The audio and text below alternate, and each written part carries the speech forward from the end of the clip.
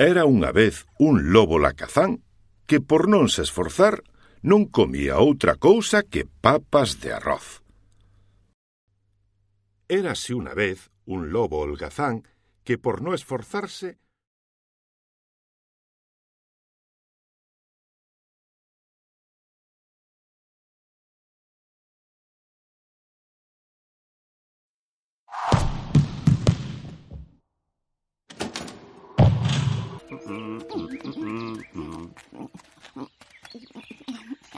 Cabra, tengo hambre y te voy a comer. Entonces, ¿tú quién eres? Soy un lobo feroz, farto de sopa de arroz. Pois abre ben a boca,